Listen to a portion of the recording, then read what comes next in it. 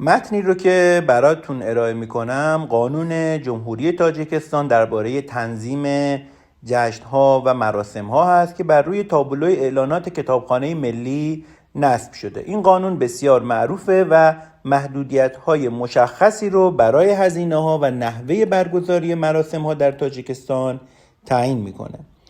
من بخش‌های مهم این قانون رو خدمتتون عرض میکنم.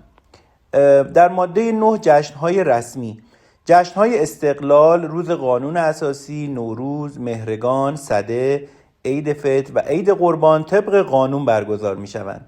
در روزهای عید فطر و عید قربان سفره‌های عیدانه یا دستارخوان باید ساده و بدون اسراف باشند.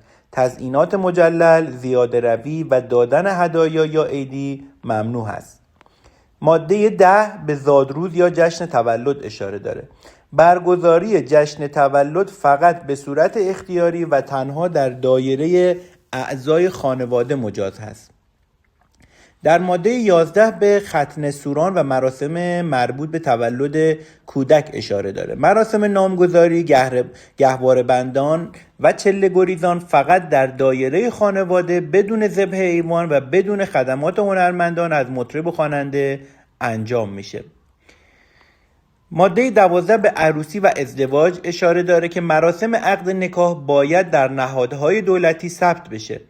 ضیافت عروسی تا 150 نفر و نهار عروسی تا 200 نفر برای هر دو طرف مجاز هست.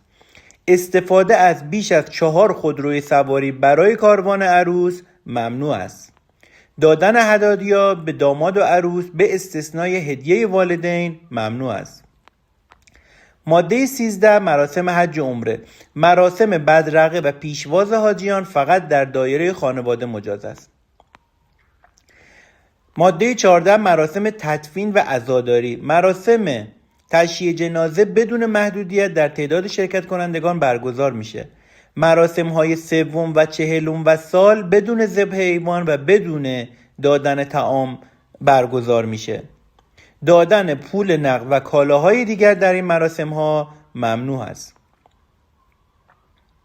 نکات دیگری که در این تابلوی اعلانات بهش اشاره شده اینه که در روزهای کاری از ساعت 18 تا 22 و در روزهای تعطیل از ساعت 8 تا 22 در واقع زمان برگزاری مراسم هست. مدت زمان ضیافت عروسی نباید بیش از 3 ساعت باشه.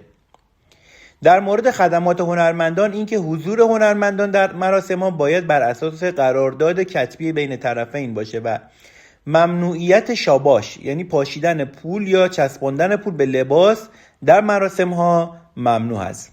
خب امیدوارم که این اطلاعات برای شما مفید بوده باشه.